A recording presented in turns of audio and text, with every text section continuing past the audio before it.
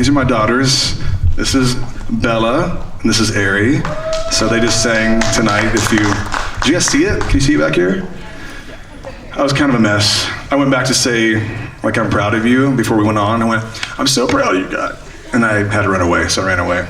I ran away right away. I'm like, sorry. And then we got done, and it just was a beautiful moment. I mean, think too, I've been doing this for 21 years, and they've been such a part of what I've done, and I never want them to feel like that this is just my thing. It's all of like my wife's been so good throughout the years to say, we're in this together as a family. Like, you're letting your dad go, or we're going with your dad, or we're praying for your dad, or whatever it may be. And now tonight to have my daughters sing with me and hopefully pass the baton. I'm not quitting anytime soon, but maybe, I don't know. But it's one of those things where I'm just going, this next generation, we need to pass the buck.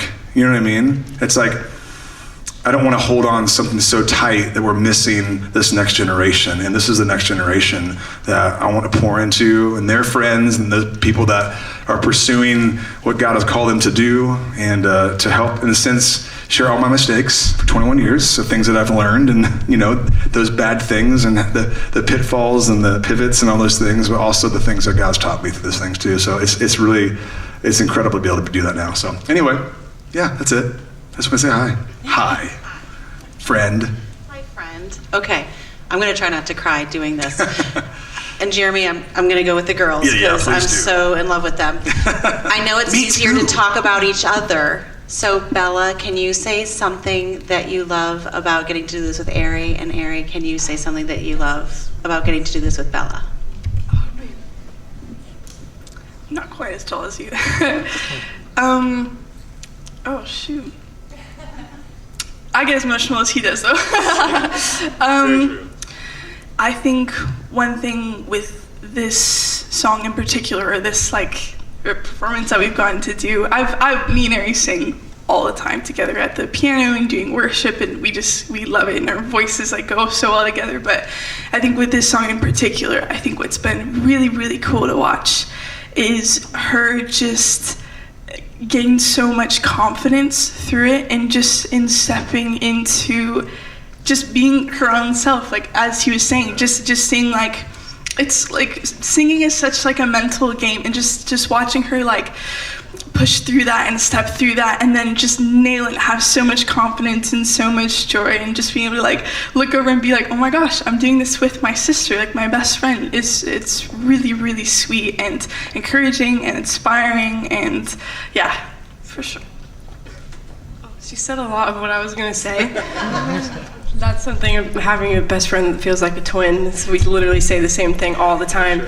I think Belle and I, like you said, we're 18 months apart, so we feel like twins a lot of the time, and we've been through every up and down together. And so doing this thing that we both love music, like Bella said, we sing all the time together.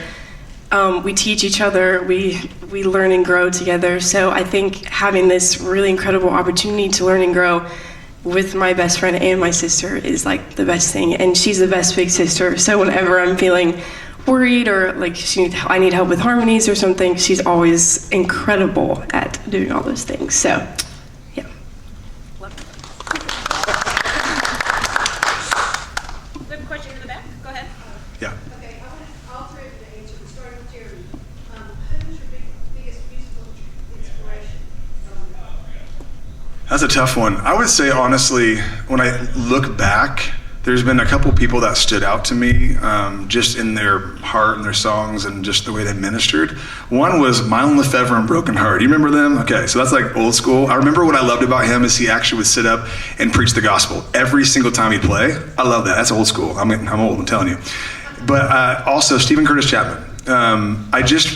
He's been so consistent throughout the years and has always written songs from his heart, and he means them. And I think that watching his life through adversity has been incredible to see the strength that he has had and the faith that he's had. And I think just all those things combined, he's a huge inspiration for sure. So. I would say probably Tori Kelly. She, since I was little, loved her, and I think she's really helped me like learn to grow in vocally and confidence and stuff like that. So yeah, that's probably my main inspiration. I'm not sure. For me, it's very much like a conglomeration of a lot of different artists and their styles. I was thinking about it though, and I would say out of like Christian musicians, one person that really like inspires and I have a lot of respect for is actually Lauren Daigle. I feel like she just is so much of her own thing, and it's just like, this is who I am, and it's really, really rad. She has such an incredible voice, and then so much of her heart pouring out into her songs, so I for sure would say she's super duper rad. Super duper. We have a question right here. Go ahead, Herb. Yeah.